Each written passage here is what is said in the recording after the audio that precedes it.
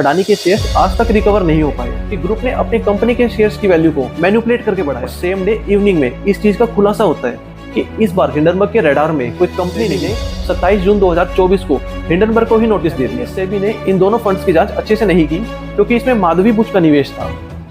अमेरिकी short selling firm Hindenburg research ने अपने एक ट्वीट में लिखा कि भारत में जल्द कुछ बड़ा होने वाला है। करीब 1.5 साल पहले अडानी ग्रुप पर मनी लॉन्ड्रिंग से लेकर शेयर मैनिपुलेशन तक के आरोप लगाने के बाद अब 10 अगस्त को अपने सोशल मीडिया प्लेटफॉर्म पर हिंडनबर्ग ने ये बात लिखी है।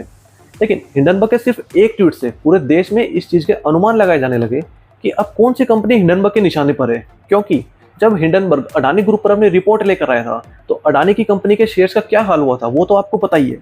अडानी के शेयर्स आज तक रिकवर नहीं हो पाए हैं। अब जब 10 अगस्त को हिंडनबर्ग ने ये ट्वीट किया तो शेयर बाजार के एक्सपर्ट सिर्फ अनुमान लगाए जा रहे थे कि अब अडानी के बाद क्या अंबानी हिंडनबर्ग के निशाने पर है या फिर कोई और कंपनी।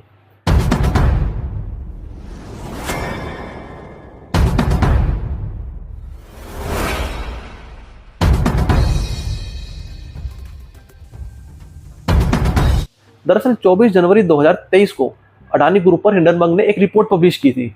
इस रिपोर्ट के बाद अडानी ग्रुप के शेयर्स में भारी गिरावट देखने को मिली। अडानी ग्रुप पर यह आरोप लगाए गए कि ग्रुप ने अपनी कंपनी के शेयर्स की वैल्यू को मैनिपुलेट करके बढ़ाया।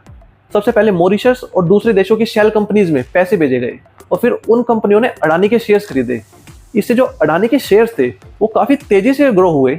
इस रिपोर्ट के बाद SEBI security and exchange board of India ने हिंडनबर्ग को 46 पेजेस का एक कारण बताओ नोटिस भी भेजा। अब जब 10 अगस्त को हिंडनबर्ग ने मॉर्निंग में ट्वीट किया कि भारत में जल्द कुछ बड़ा होने वाला है और सेम डे इवनिंग में इस चीज का खुलासा होता है कि इस बार हिंडनबर्ग के रडार में कोई कंपनी नहीं बल्कि सेबी की चेयरपर्सन माधवी पूरी बुच है। यहाँ पर हिंडनबर्ग ने दावा किया कि माधवी बुच और उनके पति धवल बुच की अडानी ग्रुप से जुड़ी एक ऑफशोर कंपनी में हिस्सेदारी है। लेकिन अडानी ग्रुप और माधवी बुच दोनों ने इन आरोपों को निराधार बताया।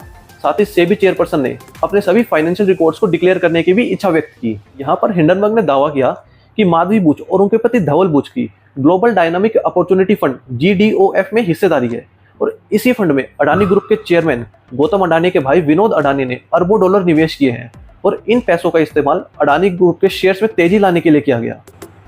क्योंकि 18 महीने पहले हिंडनबर्ग की एक रिपोर्ट आई जिससे पूरा देश और पूरी दुनिया अचंभित रह गए। वो रिपोर्ट क्या कह रही थी? वो रिपोर्ट यह कह रही थी कि दुनिया के तमाम घोटालेबाजों को इकट्ठा करके भारत से मनी लॉन्ड्रिंग करके अडानी ने हजारों करोड़ रुपए मॉरिशस में फर्जी कंपनियां बना के चैन चुंग लिंग, नासिर अली, इन लोगों के माध्यम से फर्जी कंपनियां बना के हजारों करोड़ रुपए लगाया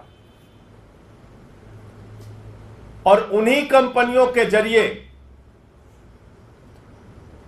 गौतम अडानी का भाई विनोद अडानी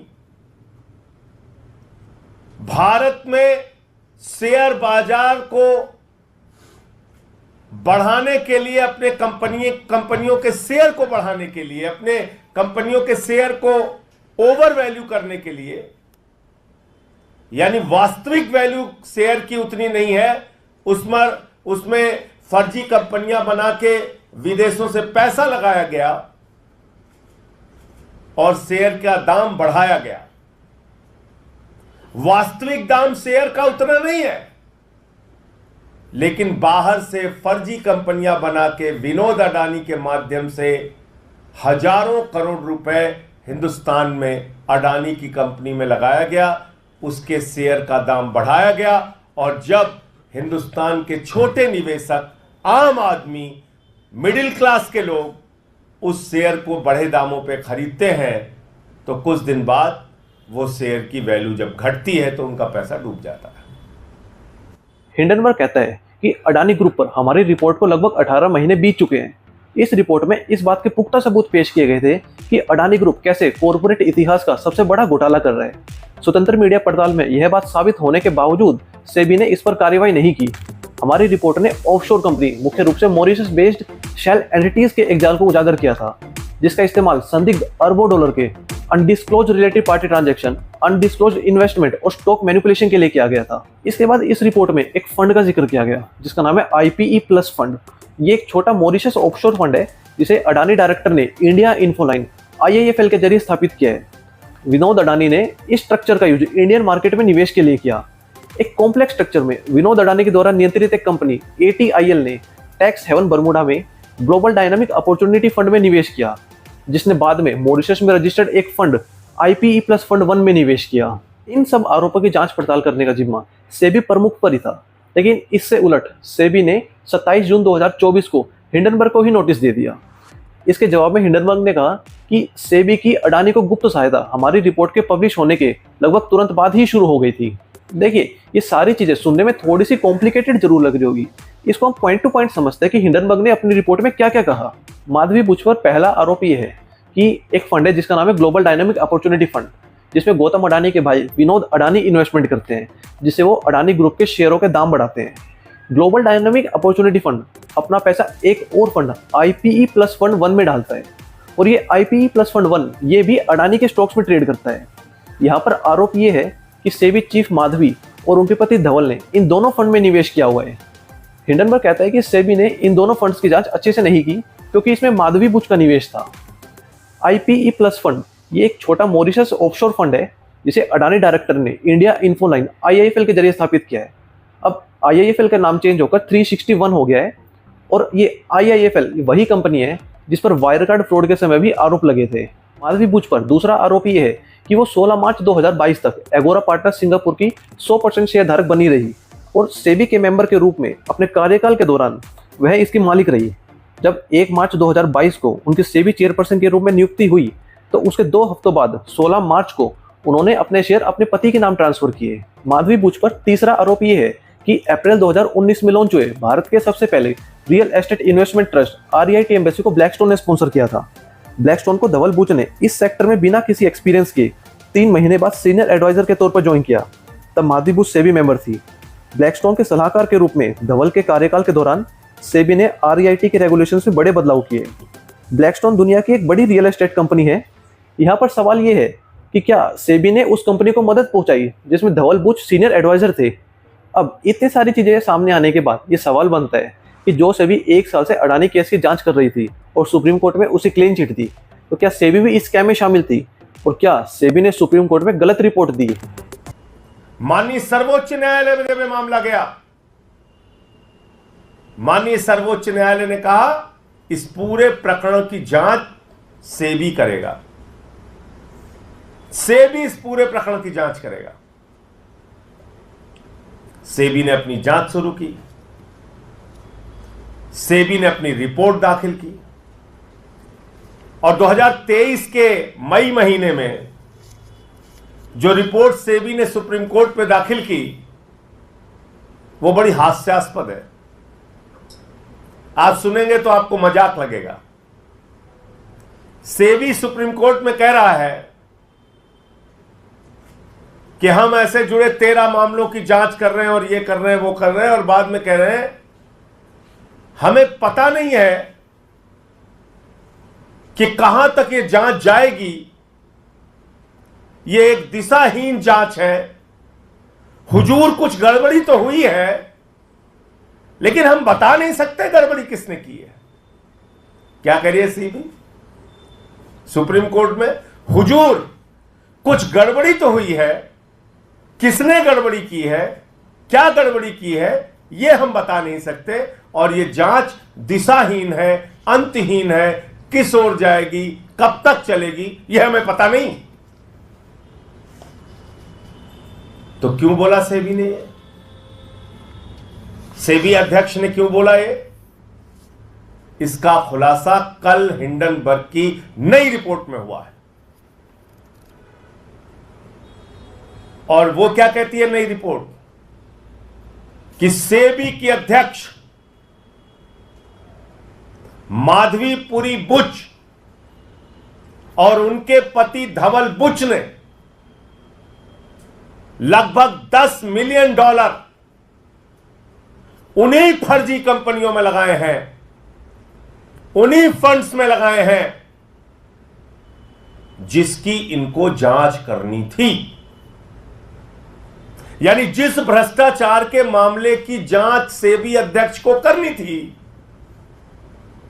वहीं पर इनका पैसा लगा हुआ है, वहीं पे इनका इन्वेस्टमेंट हुआ है लगभग $10 मिलियन। और ये एक विसिल ब्लोअर के माध्यम से इस बात का खुलासा हुआ। आप मुझे बताइए, जिन कंपनियों के, जिनके भ्रष्टाचार के, जिन मामलों की जांच स्वयं सेबी को करनी थी, अगर सुप्रीम कोर्ट ने कहा कि आप जांच करेंगे इसकी, तो माधवी बुच ने क्यों नहीं बताया कि हुजूर मैं जांच नहीं कर सकती, क्योंकि हमारा मामला, हमारा पैसा तो और हमारे पति का पैसा तो खुद ही इन फंड्स के ऊपर लगा हुआ है। इसके बाद माधवी बुच ने अपनी सफाई में बयान देते हुए कहा कि वो इन आधारहीन आरोपों का मजबूती से खंडन करती है, इसमें कुछ भी सच्चाई नहीं है। उनके जितने भी निवेश है जिन्हें सेबी को बताना होता है, उन्होंने हमेशा बताया है, और किसी भी एजेंसी या अथॉरिटी को सभी प्रकार के वित्तीय दस्तावेज उपलब्ध कराने में उन्हें कोई हिचक नहीं होगी। उस दौर के भी जब वो सेबी में नहीं थी और एक निजी नागरिक की हैसियत से थी। इसके अलावा पूरी पारदर्शिता के लिए वो आने वाले समय में एक विस्तृत बयान भी जारी करेंगी। यह दुर्भाग्यपूर्ण है कि जिस हिंडनबर्ग के खिलाफ सेबी ने नोटिस जारी किया, उसने जवाब में ऐसा अपमानित करने का प्रयास किया। देखिए, जिस पर आरोप लगे थे उसने इन आरोपों का खंडन किया है। क्या माधवी बुच की बेगुनाही के लिए ये बयान पर्याप्त है या सरकार इसके लिए कोई जांच समिति बनाएगी? इसकी जांच तो कुछ ही समय में हो सकती है और माधवी बुच का इस्तीफा लिया जा सकता है। लेकिन इस घटना के बाद क्या सेबी की शाख बरकरार रहेगी, ये बड़ा सवाल है। इस कथित अडानी घोटाले की जांच करने की जिम्मेदारी खुद सेबी पर ही थी, वही सेबी आज सवालों के कटघरे में खड़ी हुई है। क्या माधवी बुच ने सुप्रीम कोर्ट में ये नहीं बताया कि जिस अडानी ग्रुप की वो जांच कर रहे हैं, उन्हीं की ऑफशोर कंपनियों में उनका भी बेनामी फंड लगा हुआ है? अडानी ग्रुप पर जब एक विसल ब्लोअर कंपनी ने अपनी रिपोर्ट पब्लिश की तो उसकी जांच की जिम्मेदारी सेबी को दे दी गई। लेकिन आज इन परिस्थितियों में जब सेबी की इंटीग्रिटी पर संदेह हो रहा है, तो इसकी जांच कौन करेगा? देश के करोड़ों लोग जो शेयर बाजार में अपना पैसा इन्वेस्ट करते हैं, उनके लिए एक बड़ा सवाल है कि सरकार इसकी एक निष्पक्ष जांच करवा पाएगी या नहीं। जब हिंडनबर्ग की पहली रिपोर्ट जनवरी 2023 में सामने आई, तो इसके 1.5 महीने के बाद इंटरनेशनल फाइनेंशियल लॉ रिव्यू में माधवी बुच एक इंटरव्यू देती है, जिसमें वो कहती है कि उन्होंने निजी क्षेत्र में 2 दशक से ज़्यादा का समय बिताया और उन्हें इसका एक एक पल बेहद पसंद आया। जब विनियामक बनने का अवसर आया तो उन्होंने सोचा कि अगर दूसरी तरफ होना मज़ेदार नहीं होगा, क्योंकि वो उन सब चीज़ों को जानती थी जो वो निजी क्षेत्र के हिस्से के रूप में विनियामक संस्था से करवाना चाहती थी। और वो ये भी जानती थी कि निजी क्षेत्र में सभी कंकाल कहाँ छिपे हुए हैं, इसलिए उन्हें लगा कि वो वास्तव में बदलाव ला सकती है।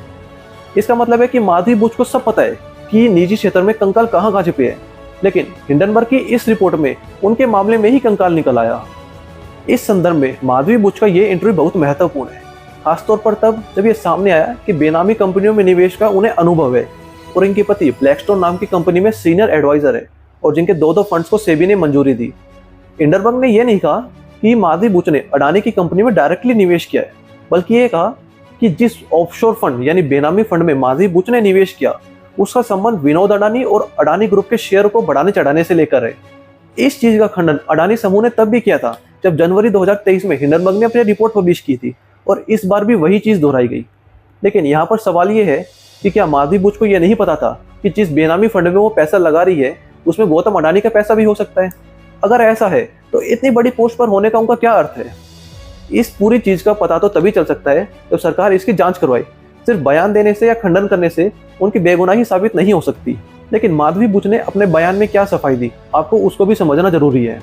उनका कहना है कि 2011 से मार्च 2017 तक वो सिंगापुर में रही और वहीं पर काम किया। शुरुआत में एक प्राइवेट इक्विटी फर्म में बतौर नॉर्मल एम्प्लॉय और बाद में एक सलाहकार के रूप में। हिंडनबर्ग की रिपोर्ट में जिन फंड्स की बात की गई उनमें 2015 में निवेश किया गया था, जब धवल और माधवी बुच दोनों सिंगापुर में एक बतौर प्राइवेट सिटीजन रहते थे। माधवी ने 2017 में सेबी ज्वाइन किया था। इन फंड में निवेश करने का फैसला इसलिए लिया गया क्योंकि chief investment officer CIO Anil Ahuja Dhawal के बचपन के दोस्त थे और स्कूल और IIT दिल्ली में वो दोनों साथ पढ़े। इसके बाद अनिल आहूजा ने 2018 में जब CIO का पद छोड़ा तो माधवी बुच और धवल बुच ने उस फंड को रिडीम कर लिया। CIO आहूजा ने भी इस निवेश की जानकारी कंफर्म की है कि किसी भी समय फंड ने अडानी ग्रुप की कंपनी के बॉन्ड, इक्विटी और डेरिवेटिव में निवेश नहीं किया। सिंगापुर में रहने के दौरान माधवी बुच ने 2 कंसल्टिंग फर्म बनाए, एक भारत और दूसरा सिंगापुर में। सेबी में नियुक्ति के तुरंत बाद दोनों फर्म अस्थायी रूप से बंद कर दिए गए। दोनों ने शेयर होल्डिंग की जानकारी सेबी को दी। धवल 2019 में यूनिलीवर से रिटायर हुए। इसके बाद उन्होंने दोनों कंपनियों के जरिए फिर से कंसल्टिंग प्रैक्टिस शुरू की। इसलिए माधवी बुच का यहाँ पर यह कहना है कि इन कंपनियों से होने वाली इनकम को उनके सरकारी वेतन से जोड़ना ठीक नहीं है।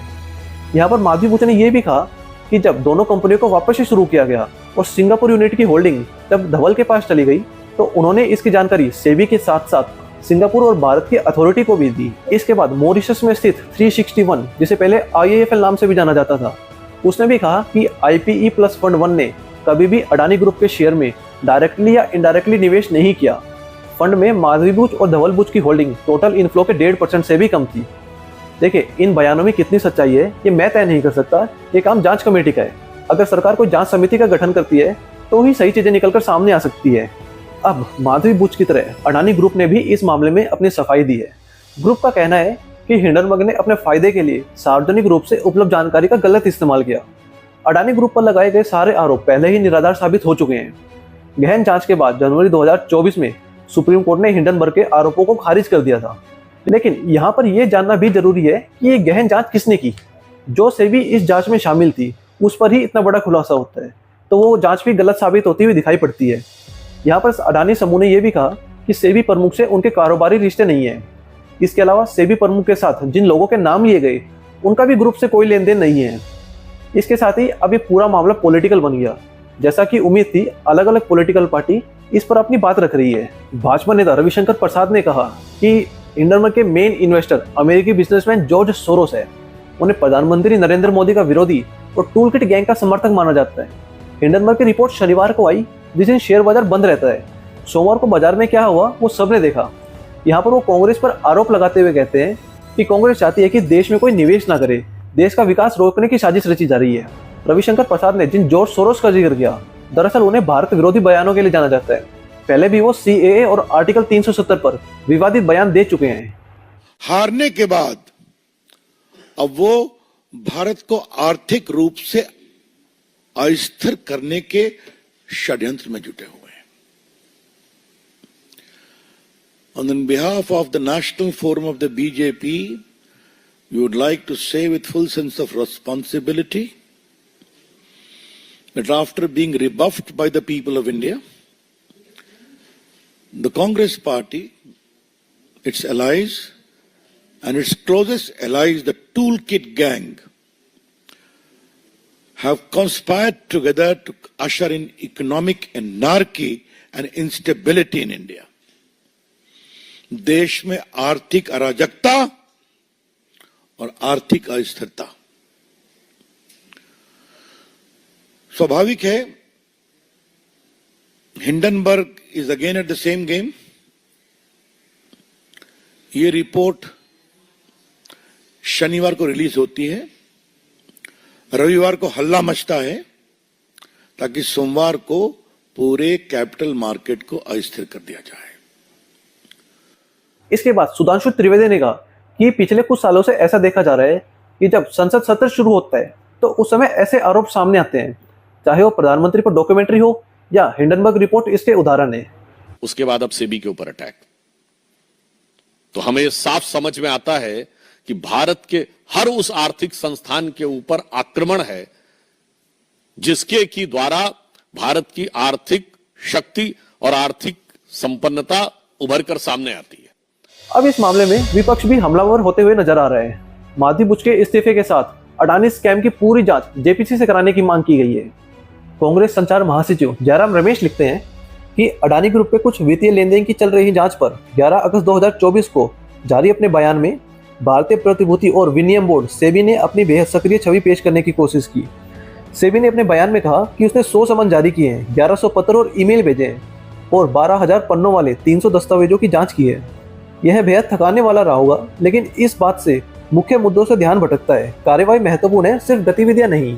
अडानी ग्रुप द्वारा क्लीन चिट प्राप्त कर लेने के दावों के बावजूद सेबी ने कथित तौर पर इन आरोपों के संबंध में अडानी की कई कंपनियों को कारण बताओ नोटिस जारी किए हैं। लेकिन इन जांचों की धीमी गति विशेष रूप से प्रधानमंत्री की जांच एजेंसियों द्वारा विपक्षी नेताओं के मामले में की जाने वाली त्वरित कार्यवाही की तुलना में समझ से परे है। सबसे बड़ी बात, हाल के खुलासे अडानी महाघोटाले की जांच में सेबी की ईमानदारी और कार्यप्रणाली को लेकर चिंताजनक सवाल खड़े करते हैं। इसके बाद वो कहते हैं कि यह स्पष्ट है कि अमृतकाल में कोई भी संस्था पवित्र नहीं है। क्या सेबी चेयरपर्सन ने अडानी मामले की जांच से खुद को अलग किया? क्या हितों के टकराव की वजह से जांच में देरी हो रही है, जिससे अडानी और प्रधानमंत्री दोनों को फायदा हुआ है, जबकि सेबी की प्रतिष्ठा को नुकसान पहुंचा है? अगर अंपायर खुद समझौता कर ले तो मैच कैसे आगे बढ़ सकता है?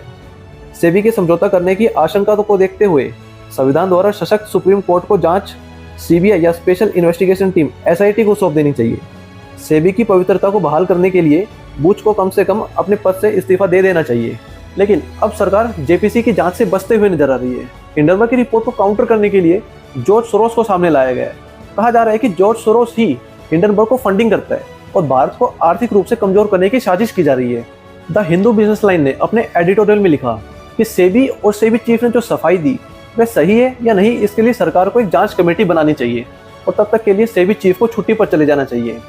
देखिए, यहाँ पर मेन बात यह है कि देश के लोग जो टैक्स देते हैं पाई पाई का हिसाब सरकार को देते हैं, लेकिन ये लोग कितने चालाक है, किस आधार पर इतना बड़ा खेल कर जाते हैं। पैसा छिपाने के लिए, टैक्स बचाने के लिए विदेशों में खाता खोल लेते हैं।